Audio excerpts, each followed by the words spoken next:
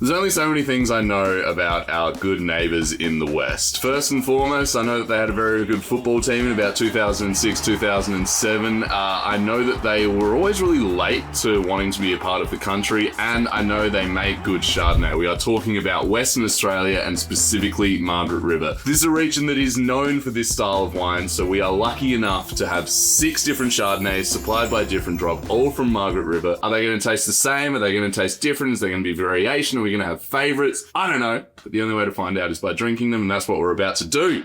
Welcome to Bottle Shock. Alrighty, gang, we got a flight of Margaret River Chardonnay. Today is a good day. Probably one of my favourite places in all the world for Chardonnay, and I'm dead serious, is Margaret River, and I think a lot of people sleep on it. Without further ado, let's do wine number 1.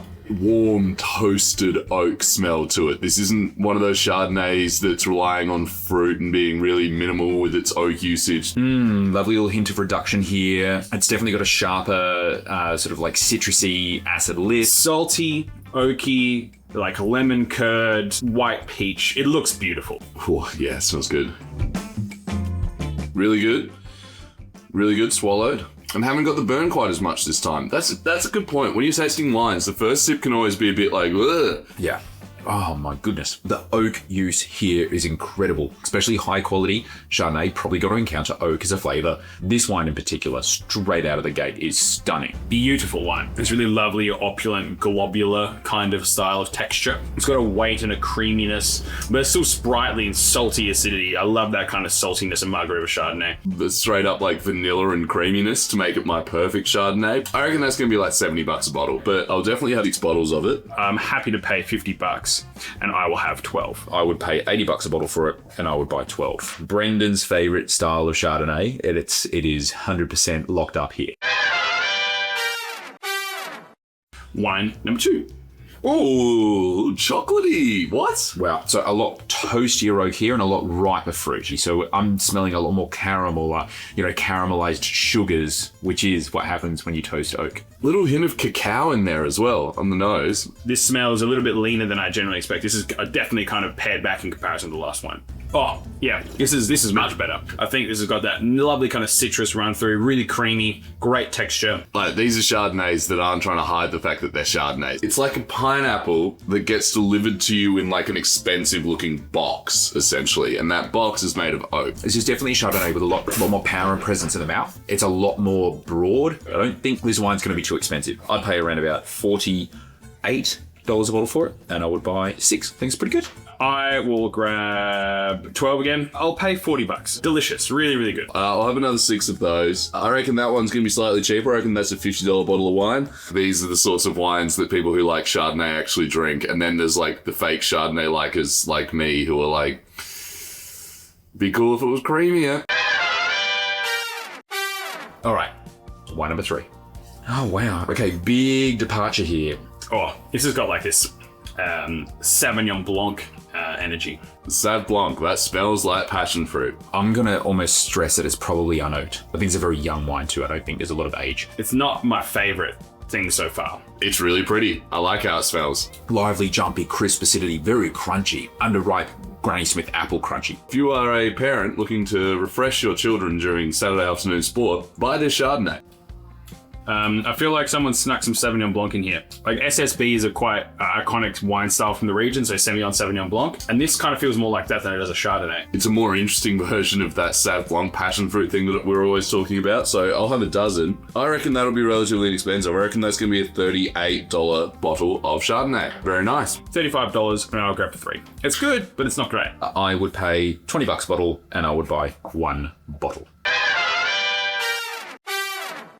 Wine number 4, I'm back to regularly scheduled programming of Chardonnay looking white wine. Wow. Back on Oaky Boy. Oak and lactone in particular here. Lactone is a sugar molecule and occurs inside oak, and it's the same molecule as associated with milk. It's a milkiness, a creaminess, and you smell that. There's something about this wine that just smells a little bit pooey. It's reduction. I know it's reduction. 4 years ago on the channel, if I'd smelled this, I'd be like, oh, it smells like dog shit. Why would anyone want to drink this? But now I'm understanding that there are actually reasons that reduction can be good in wine, and it's actually a stylistic choice, not just something that happens by accident. Some people like their wines to smell a little bit pooey. Oh, I'm into this. I'm really, really into this.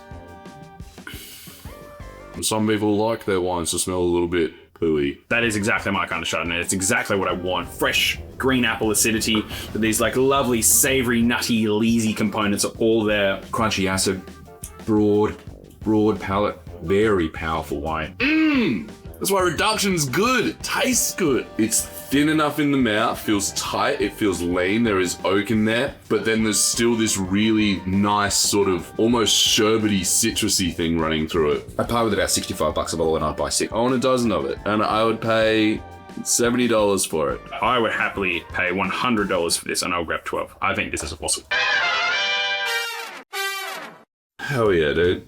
6 Chardonnays. All right, yeah, back on song, very similar to wine number 1. I love reduction, tightens the nose. Yeah, really like fresh and lean, but not super aromatic. We're starting to hit a bit of just like, this smells like wood. Amazing show of restraint, because you could have easily over-oaked this, but it's been dialed back. It's sitting at like a 6 out of 10. Love that.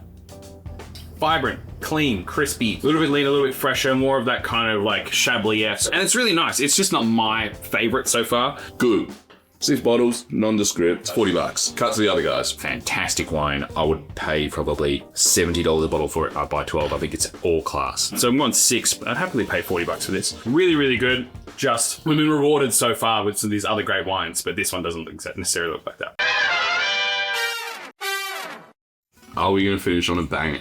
Let's see. All right, so a bit of lees work here. It's definitely sitting on the leesier side and not necessarily, I guess, like the creamier side, which is what you commonly, I guess, would associate with. It's definitely more elegant than some of these other ones. Definitely a bit more rock star, a bit more savory power presence. There's been 3 Chardonnays that I've really enjoyed in this tasting. This is the third of them. And this is the one that I think I was looking for from the start. Like that balance of vanilla, cream, fruit, wood. Oh, powerful. Really amazing, that restraint of oak here, and how the fruit expression is so like perfectly formed. Oh, yum. Yeah, we're back. We are so back. It's so fresh and lean and racy with that acidity. I love it. I happily pay $80 and I grab 12. I pay $65 a bottle and I would buy 12. I've done pretty well. Let's drop 100 on this. But can't wait to see what the fellas think. And apparently everyone loves the Australian accent over there, so we could just go to Dive Bars. I'll find free accommodation for the night. You guys have double room. Sweet. Anyway, Chardonnay! So, what did you think, fellas? Margaret River Chard. Oh my fucking God, I love Margaret. What a way to start. I love, like, I haven't been there, but like, I'm going there in September for my 30th. And this got me extraordinarily excited. I was surprised with the variability. Not necessarily in quality, but just that they're not homogeneous. No. There's just like some that are of some style, then some that are of a very different style, and all very legitimate, just really cool lineup to showcase the variation. Big time. I came into it being like, okay, I know what sort of Chardonnay I like, and that's the only sort of Chardonnay I like, and when I find that one, I'll buy a dozen, the rest I'll buy 6, because they'll all be well made. I ended up getting 3 dozens for 3 completely different sorts of wines here. I'm up there too. Yeah. I am up there as well. Wine number 1. So this is like the North Star of Margaret River. As soon as this hit my lips, I was like, this is the definition. This is like dictionary definition of Margaret River Chardonnay. And fuck me, is it good. Oh, this is my one lineup. Well, yeah. For it to become my one lineup as well, but like everything largely paled in comparison. There were a few that got close. I really like so when we started out here, I'm like, I'm getting 6 Chardonnays. I smelt this wine and I'm like, yep. Absolutely, this is going to be right up there. There's this finish on it that's slightly hot for me. I don't know what it is, but there's something in some white wines that feels like it's going to give me more reflux or more heartburn. I don't think it's heat in the sense of alcohol. Okay.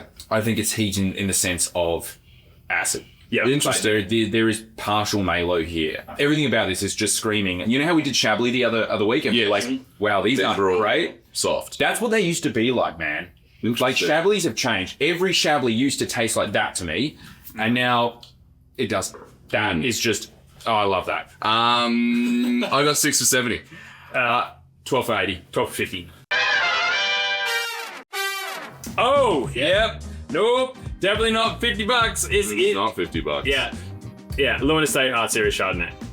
This is the OG Chardonnay from Margaret River. This was the kind of the justification of why you should make this wine, this grape variety in this place. And yeah, calling it the North Star of the region makes total sense. Hey, you spin North Star. Really well done. So that's it, Well $50. done. $150. Is that a wine that would cost potentially $350 in South Africa, for example? Yes, exactly right. Not the same. I see where you're going with it, but like, yeah, I mean, there's probably a $50 premium put on it. It's like, this is a $100 bottle of wine. Yeah. In Oz. Yeah. And I like, yeah, it's a partial Malo. No, that's 100% Newark, 100% Malo ferment. Really? That's that wine. So at least, unless they've changed it, it's like 100. It's fucking crazy how much the tension there is in that wine. Nah.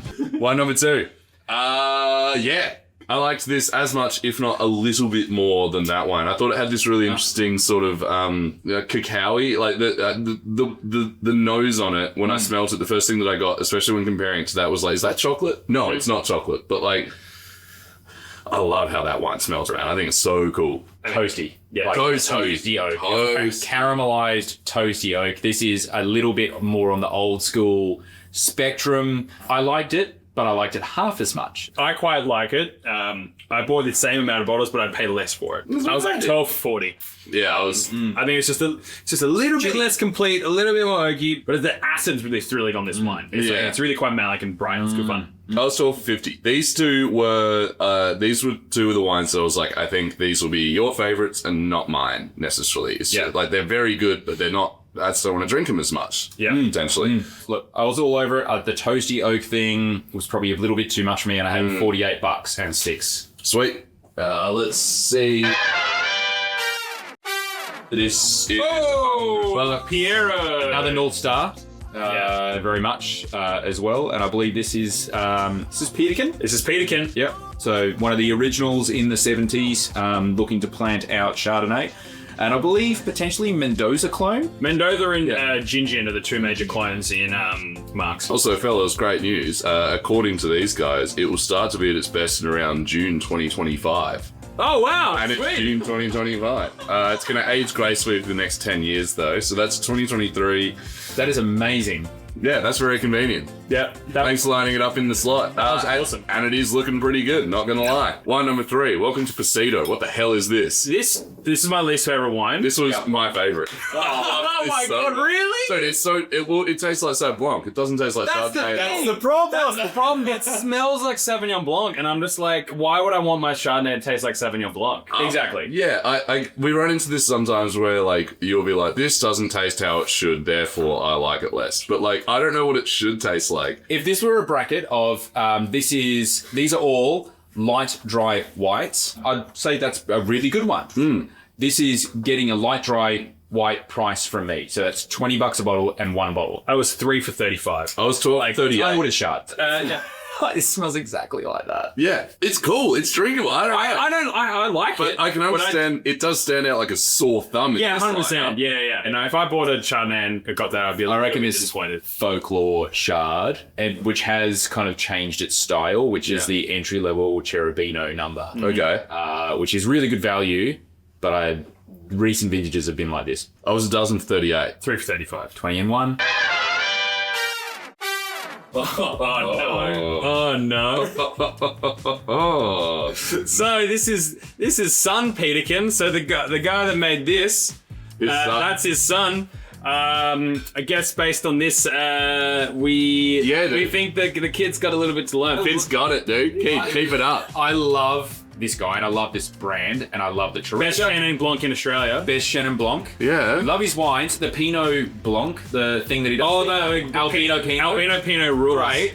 Sorry, judging it based on the glass, not a fan. Yeah, same. Judging it based on the glass. Big fan. Wine number 4. Wine lineup. This smells like a charming piece of family furniture that you've had in the family for a very long time, but when one of the family dogs was dying, it took a shit in there that wasn't cleaned up properly. So it smells great and characterful, but there is a little bit of reduction in there that makes it smell a little bit like dog poo. No, it smells like L.A.S and toast and grilled nuts and all those great reductive things. I love it. It's not like I disliked it. I had 6 bottles for it, and I wanted to pay $65 a bottle for it, so I'm like not paying for it. It wasn't my wine of lineup. I know that I'm not going to be able to get that over as wine of the lineup, so one of these other two is out of my candidate for it. But yeah, I got 12 for 70. 65 and 6. 12 for 100. Cool. 64 bucks. Nocturne Chard. Wow, it's Dark Horse. So I mean, these guys have been really ratcheting up in their recent years. We tried their like entry level that we loved on the show, but this is that step up. This is great, and for $64, I think that's a really good value in the context of these. Yeah, dude. Because this obviously that stands out as something completely different, but this is doing that, right? It's doing that, but it's doing it for half different way price. Doing so less than half the price. And Julian Langworthy as well, cracking winemaker, exceptionally talented. Wine number 5. I liked this a little bit less. This was my second least favorite, but I still would buy half a dozen. But I'd pay $40. I think this is pretty awesome. It's very. This is my Chablis-esque thing. You know? Yeah, this reminds me of that Chablis bracket we had the other day in the sense that this is the most nondescript out of all of the wines that we've had here. That's what I look for. So I look for something that's going to have line and length and drive and persistence on the palate, especially with Chardonnay. Yeah, it's got some great length. And really, it's still going. And so I was these two were my sort of standouts, with this one just pipping this one. Loved it. It was like $70 and 12. So I was 6 and 40. I was the exact same, 6 and 40. Yeah. 62. Hey, we've had this before. Domaine Naturaliste. Yes. Yeah, they did pretty well. 23. Definitely showing that cooler vintage. It's still a great little wine. And for $60 I think, again cheapest one so far. Like really solid. It's in that same sort of bracket as the Nocturne in terms of like that's a price point, that over delivery. They're both doing different variations of what Leeuwin Art Series is doing as the North Star, right? Yeah. But for a fraction of the price. Yeah. And then wine number 6 is again awesome. Yeah. Loved Chablis. Yeah, loved this. Yeah. This is the one that I thought was going to be the most expensive out of the lot. It just tasted like the most complicated, but also like very, I don't know, like iPhones are complicated, but they work pretty well. You know what I mean? Like it just feels like complete. Yeah, exactly. Complete wine. There's like creamy pine lime split sort of energy to it. I got a dozen. I was willing to pay $100 for it. Dozen and 65. Dozen and 80. There we go. Clean sweep. This is the winner. That's because Quinn Yeah, what do we got? $77, dude. Deep work. Hey. Wow. This is the first this wine's looked, I reckon. This is cool as. Oh, that is so cool. $70 So right in the slot as far as like pricing in the lineup. Wow, really, really cool. It's the most expensive of the cheap ones. Second cheapest wine in a wine. Yeah. It's a step up from the cheaper variations, but it's still half the price of Leeuwin Art Series. Yeah. And I think it offers almost the same. Yeah. Yeah. If I spent $150 on that art series, I'd be like, yep, that makes sense. Even though I said I'd pay $50, but I would be happy with that. You know where it's coming from. Yeah, exactly. But this is going to win one of the lineup, isn't it? It is. It's the clean sweep. Democracy wins. And it doesn't cost as much. That's a win. Huge win. Thanks for hanging out and drinking some Chardonnay. Well, watching us drink some Chardonnay. We'll catch you next time, guys. Cheers. Ciao.